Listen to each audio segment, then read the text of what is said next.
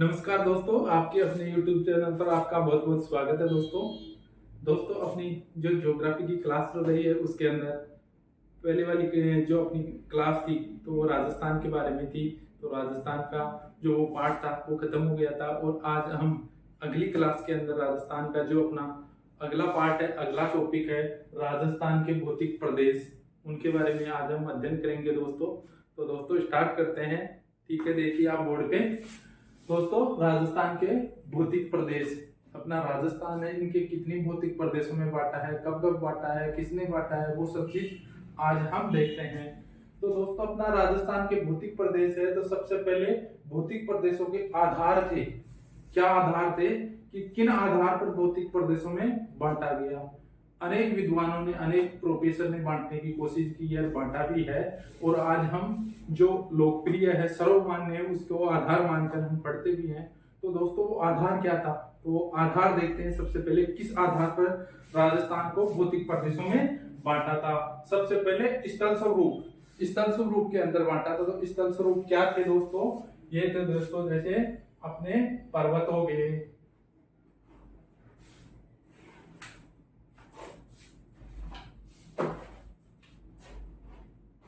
सबसे पहले स्थल स्वरूप है तो ये हो गए आपके पर्वत, और इसके बाद में पठार हो गए, मैदान हो गए एवं मरुस्थल। ये चार प्रकार थे स्थल स्वरूप के। कौन कौन से, पर्वत हो गए, पठार हो गए, मैदान हो गए, मरुस्थल हो गए। इस आधार पर एक नंबर पर स्थल स्वरूप के अंदर बांटा गया। दूसरा नंबर पे थी भौगोलिक दशाएं। तो दोस्तों भौगोलिक दशाएं कौन कौन सी थी, भौगोलिक दशाओं के अंदर हम जैसे कि वनस्पति हो गई,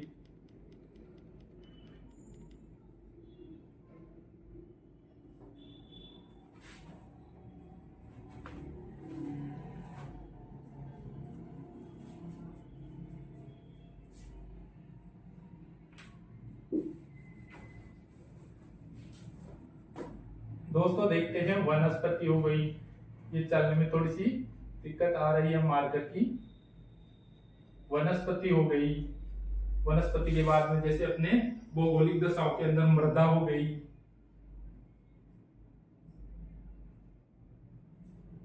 इस प्रकार ये भौगोलिक दशाओं के अंदर बांटा गया था। मृदा हो गई, आपकी वनस्पति हो गई, इस प्रकार ये चीजें ली गई थी। और कृषि एवं फसल प्रारूप, कृषि और फसल प्रारूप के आधार पर भी बांटा गया था कि जैसे फसलों को बदल बदल कर बोया जाता है, इसको हम आधार मानकर लिए थे। ठीक है दोस्तों, आगे देखते हैं विशिष्ट आर्थिक लक्षण। विशिष्ट आर्थिक लक्षण कौन कौन से थे, जैसे कि अपनी खनिज संपदा है,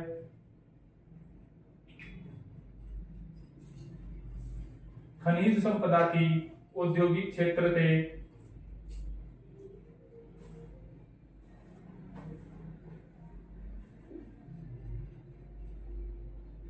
औद्योगिक क्षेत्र हुआ, इसके आधार पर बांटा था। और भौगोलिक दशाओं के अंदर हम जैसे अपनी जलवायु को भी आधार माना गया था। इस प्रकार ये चार आधार थे मुख्य रूप से अपने राजस्थान को जो भौतिक प्रदेशों के अंदर बांटा गया है, उसके अंदर मुख्य रूप से चार आधार थे। स्थल स्वरूप जिसके अंदर पर्वत, पठार, मैदान और मरुस्थल को ध्यान में रखकर बांटा गया था।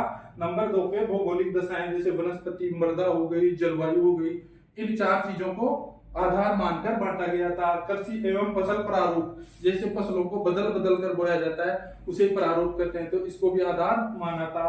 अगला है अपना विशिष्ट आर्थिक लक्षण, जैसे खनिज संपदा हो गई, औद्योगिक क्षेत्र हो गए, इन चीजों को ध्यान में रखते हुए इसको बांटा गया था। ठीक है दोस्तों, तो किन आधार पर बांटा गया था ये क्लियर हो गया, आया समझ में। आगे चलते हैं हम। तो सबसे पहले दोस्तों जो भौगोलिक आधार पर बांटा था, तो सबसे पहला विद्वान था अपना VC Mishra, professor VC Mishra थे। कौन थे, वीसी मिश्रा। वीसी मिश्रा ने दोस्तों कौन से 1967 में बांटा था, और उनकी बुक थी, कौन सी थी, राजस्थान भूगोल। कौन सी बुक थी, राजस्थान का भूगोल, राजस्थान का भूगोल, ये इनकी बुक थी। क्योंकि वीसी मिश्रा द्वारा लिखी गई थी। और उसके अंदर कितने भागों में बांटा था राजस्थान को? 7 भागों में बांटा था। कितने भागों में? 7 भागों में बांटा था। और 1968 में इसका प्रकाशन हुआ था। ठीक है दोस्तों, तो सबसे पहले वीसी मिश्रा थे। वीसी मिश्रा ने राजस्थान को कितनी भौतिक प्रदेशों में बांटा था? 7 में बांटा था। और कब बांटा था? 1967 में बांटा था। और उन्होंने एक बुक लिखी थी 67 में, और वो उसका प्रकाशन हुआ था 1968 के अंदर हुआ था। और बुक का नाम था राजस्थान का भूगोल। तो कितने प्रदेशों में बांटा था? 7 प्रदेशों में बांटा था। कौन कौन से थे हम देख लेते हैं। 7 के अंदर पहला है अपना नहरी क्षेत्र प्रदेश। ठीक है दोस्तों। नंबर 2 पे अपना पश्चिमी मरुस्थलीय प्रदेश।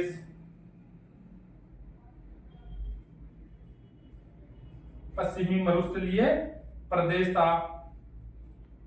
नंबर 3 की बात करते हैं, तो नंबर 3 था दोस्तों अर्धशुष्क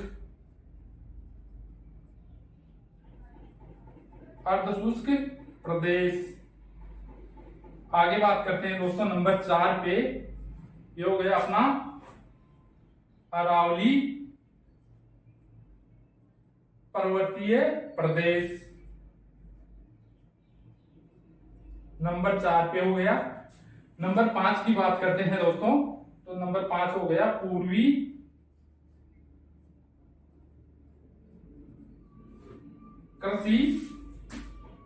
पूर्वी मैदानी कृषि प्रदेश, कुछ भी कह सकते हैं। पूर्वी कृषि औद्योगिक प्रदेश।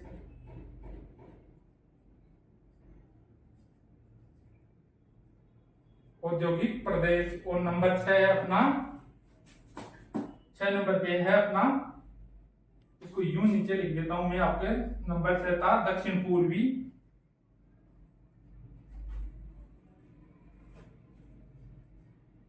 पूर्वी कृषि औद्योगिक प्रदेश।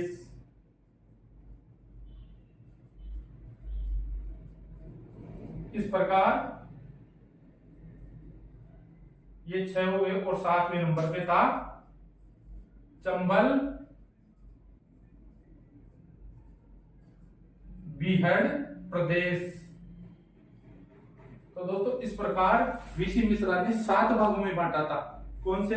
दोबारा देख लेते हैं। नंबर 1 था नहरी क्षेत्र, दूसरा था पश्चिमी मरुस्थलीय प्रदेश, तीसरा था अर्धशुष्क प्रदेश, चौथा था अरावलीय पर्वतीय प्रदेश, और 5वां था पूर्वी कृषि औद्योगिक प्रदेश, और 6ठा था दक्षिण पूर्वी कृषि औद्योगिक प्रदेश, और 7वां था दोस्तों चंबल बीहड़ प्रदेश। इस प्रकार 7 भागों में वीसी मिश्रा ने 1968 में जो बुक प्रकाशित हुई थी उसके अंदर 7 भागों में राजस्थान को भौतिक प्रदेशों में बांटा था।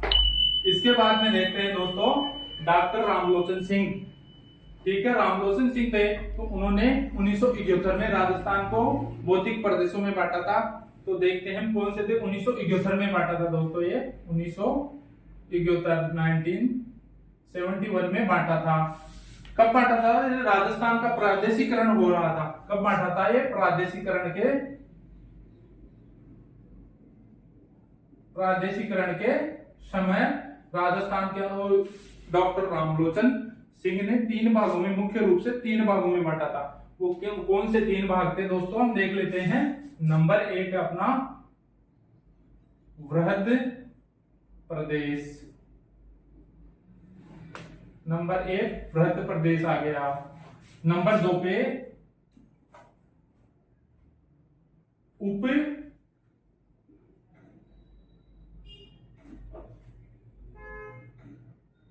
उप प्रदेश, और नंबर 3 पे लघु प्रदेश। इस प्रकार मुख्य रूप से 3 भागों में डॉक्टर रामलोचन सिंह ने बांटा था। वो कौन कौन से थे? वृहद थे दोस्तों, 2 थे। कितने थे? 2। नंबर 1 पे अरावली पर्वतीय प्रदेश 1 नंबर पे था, और 2 नंबर पे था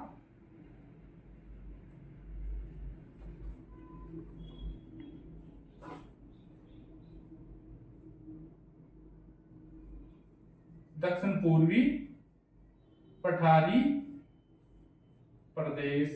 इस प्रकार दोस्तों वृहद भागों में बांटा था रामलोचन सिंह ने। और उप प्रदेश कितने थे दोस्तों? उप प्रदेश थे आपके 4। कितने थे? ये 4 थे। नंबर एक पे पश्चिमी राजस्थान,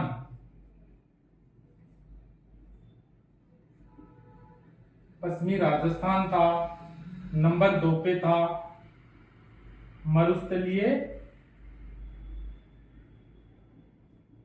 मरुस्थलीय प्रदेश था। और नंबर 3 पे था पूर्वी राजस्थान। और नंबर 4 पे था पूर्वी मैदान। इस प्रकार ये 4 उप प्रदेशों में बांटा था डॉक्टर रामलोचन सिंह ने।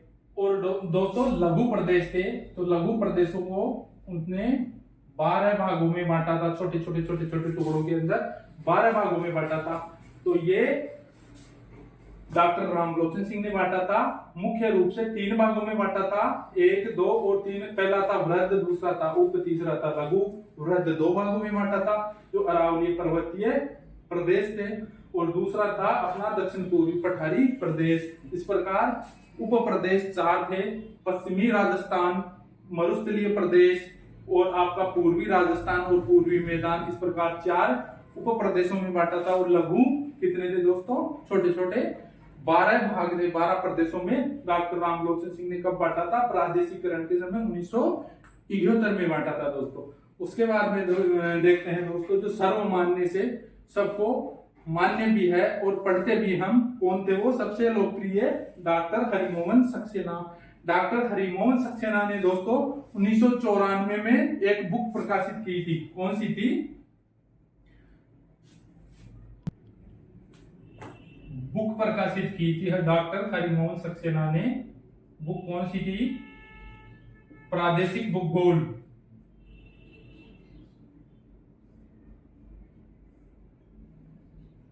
प्रादेशिक भूगोल थी। और वो कब प्रकाशित हुई थी?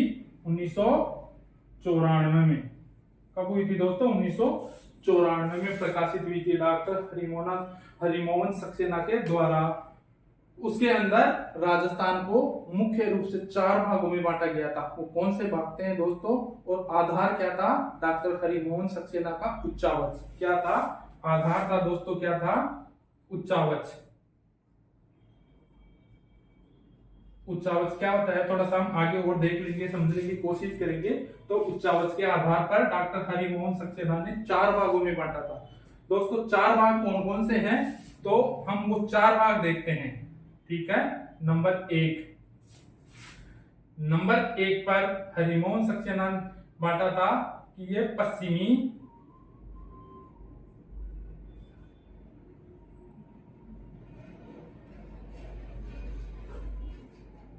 पश्चिमी मरुस्थलीय प्रदेश। नंबर 2 था अरावली पर्वतीय प्रदेश।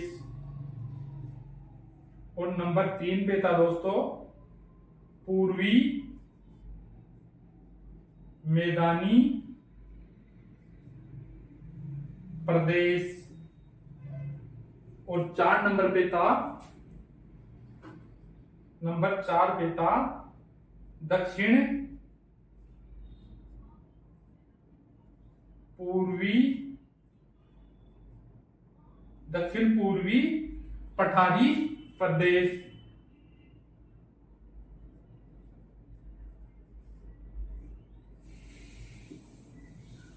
इस प्रकार दोस्तों डॉक्टर हरिमोहन सक्सेना ने राजस्थान को 4 भागों में 4 भौतिक प्रदेशों में बांटा था। जो सामने आपके पश्चिमी मरुस्थलीय प्रदेश था, दूसरा था अपना अरावली पर्वतीय प्रदेश था, तीसरा नंबर पे था पूर्वी मैदानी प्रदेश था, और चौथे नंबर पर था दक्षिणी पूर्वी पठारी प्रदेश। और ये कब बांटा था दोस्तों? 1994 में एक बुक प्रकाशित की थी, प्रादेशिक भूगोल के नाम से प्रकाशित की थी। और दोस्तों ये उच्चावच के आधार पर बांटा था। उच्चावच क्या होते हैं दोस्तों, तो उच्चावच को देख लेते हैं। दोस्तों हमारा जो अपना सी लेवल होता है, समुद्र तल से ऊंचाई होती है, तो समुद्र तल से ऊंचाई जो लेते हैं तो वो उच्चावच के आधार पे ही लेते हैं। तो हमारे इसमें भारत के अंदर हम समुद्र तल से ऊंचाई हमारे चेन्नई से लेते हैं दोस्तों। सी लेवल अपना इंडिया का कहां से है, सी लेवल चेन्नई है अपना, जो दक्षिण भारत का जो तट है उस तट से सी लेवल को हम नापते हैं। तो भारत में सी लेवल समुद्र तल से ऊंचाई हम चेन्नई से लेते हैं दोस्तों, जो तमिलनाडु में है, दक्षिण भारत में है, ठीक है। तो दोस्तों सी लेवल क्या होता है, कैसे अपना उच्चावच होता है, उसको हम थोड़ा सा देख लेते हैं अपन समझने के लिए दोस्तों। जैसा कि अपन ये अपना समुद्र का लेवल है, ये ले लेते हैं हम कि अपना ये समुद्र तल है,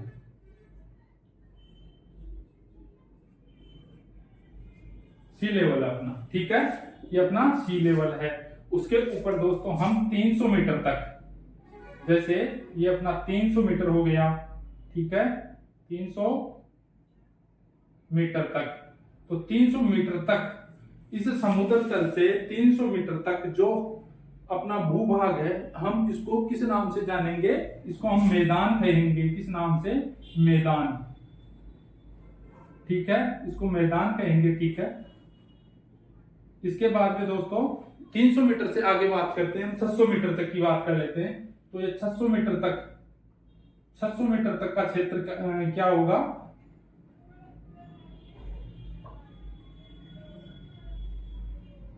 ये पठार हो जाएगा दोस्तों। क्या होगा, इसको पठार के नाम से जानेंगे। जो सी लेवल से 600 मीटर तक की ऊंचाई वाला जो भूभाग है उसको हम पठार के नाम से जानेंगे। इसके आगे की बात कर लेते हैं, जैसा कि अपना ये 1800 मीटर, 1800 मीटर होता है, ये क्या होगा, ये इनको हम पहाड़ी के नाम से जानेंगे, पहाड़ी, ठीक है। पहाड़ी के आगे दोस्तों जैसा कि हम देख रहे हैं कि पहाड़ी के आगे जो अपनी ऊंचाई आ जाएगी अपनी 2700 मीटर यानी 2700 मीटर, इसको पहाड़ बोल देंगे। क्या बोल देंगे, इसको पहाड़ बोल देंगे, पहाड़। और पहाड़ के आगे दोस्तों जो अपना 2700 मीटर से ऊपर, 2700 मीटर से जो ऊपर वाला भूभाग होगा उसको हम पर्वत के नाम से जानते हैं। इस प्रकार हमारे उच्चावच होते हैं।